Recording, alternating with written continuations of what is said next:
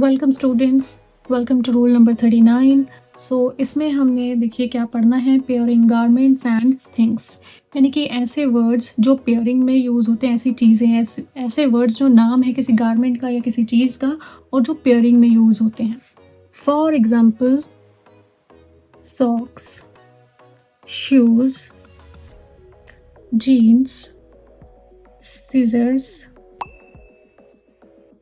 Binoculars, sunglasses, tongs, sandals.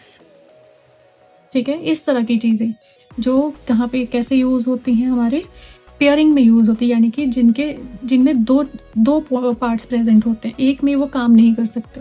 Clear?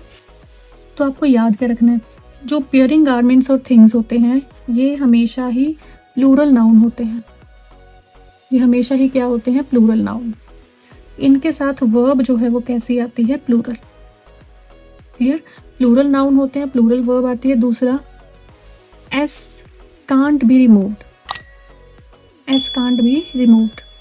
इनमें S को remove नहीं कर सकते। हम ऐसा नहीं कर सकते कि सनग्लासेस में से ग्लास कर दोगे तो वो एक की बात करेगा, या शूज़ में से एस हटा दोगे तो वो एक की बात करेगा, सॉक्स में से एक हटा दोगे तो वो एक हो जाएगा। नहीं, ये यूज़ ही पेयर में होते हैं, यूज़ ही पेयर में होते हैं, इसलिए इनमें से एस रिमूव करके इनको सिंगल नहीं बनाया जा सकता।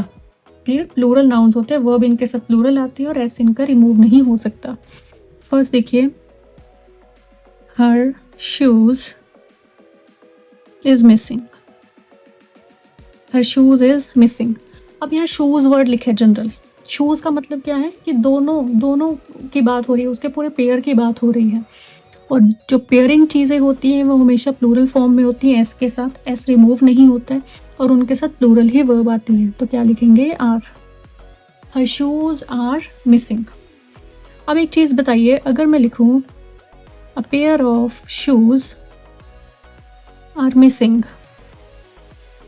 तो ये सही है या गलत है? Pair of shoes are missing, पहले हमने क्या लिखा? हर शूज आर मिसिंग, सही है। नेक्स्ट है pair of shoes are missing. तो देखिए यहाँ पे आर नहीं आएगा, यहाँ पे अब सिंगुलर क्या आ जाएगा? इज। क्या रीजन है? देखिए, अब पहले हमारा पूरा फोकस किस पे था? शूज। शूज यानी कि जो भी है वो दो है, दो मिलके ही एक बने हैं। क्लियर? यहाँ पे क्या, शूज के एक पेयर पे फोकस हो रहा है। अब पेयर ऑफ शूज, एक पेयर मतलब एक यूनिट, शूज का पूरा पेयर ही एक यूनिट बनता है ना। तो देखिए, अ पेयर का मतलब क्या है? One unit. तो यहाँ फोकस वन यूनिट पे है, इसलिए क्या आ गया है? इज। मतलब ये पेयरिंग में चीजें होती हैं, इनको जब काउंट करना है तो ये पेयर में काउंट होते हैं। अ pair of shoes is missing, लेकिन यहाँ तो कुछ भी काउंट नहीं कर रहे थे, जनरल यूज कर रहे थे, और जनरल यूज कर रहे हैं तो ये प्लूरल ही होते हैं। थर्ड देखिए, अगर हम लिखें टू पेयर ऑफ शूज, तो क्या आएगा? इज या आर मिसिंग। यहाँ तो एक पेयर था, टू पेयर है, यानी कि टू यूनिट्स हो गए। टू यूनिट्स है तो इसके लिए क्या आ जाएगा? Are. Two pair of shoes are missing. Clear? Counting इनकी किससे होती है? पेयर में। One pair is equal to one unit. Next देखिए, she has bought a pair of tong. She has bought a pair of tong, तो she subject है जिसके लिए वर्ब आ गई हैज, और उसने क्या खरीदा है? A pair of tong. अब पेयर से यानी कि एक यूनिट खरीदा, किसका? टोंग। अब टोंग चिमटा है, पेयरिंग में होती हैं चीज़ें, तो हमने कहा था ना जो पेयरिंग नाउन्स होते हैं वो हमेशा प्लूरल फॉर्म में आते हैं। चाहे आप उनके पेयर काउंट करो या आप उनको जनरल यूज़ करो, खुद तो वो हमेशा प्लूरल फॉर्म में ही रहेंगे, एस के बिना नहीं आएंगे। तो हम यहाँ क्या लिखेंगे? Tongs. She has bought a pair of tongs. Next, is your scissors sharp? is your scissors sharp? क्या तुम्हारी सीजर्स शार्प हैं?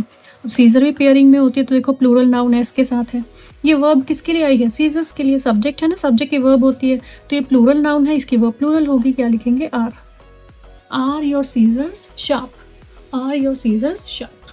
क्लियर? सो जो भी हमारे पास पेयरिंग गारमेंट्स या चीज़ें कुछ भी होती हैं वो प्लूरल नाउन होते हैं, उनमें एस रिमूव नहीं कर सकते, एस तो आना ही आना है, चाहे आप उनको जनरल यूज करो या उनके पेयर काउंट करो। क्लियर? सो बहुत इजी सी चीज़ है, इजी कंसेप्ट है, रिवाइज करिए इनको, एंड वीडियो को ज़्यादा से ज़्यादा like, share and subscribe. Thank you.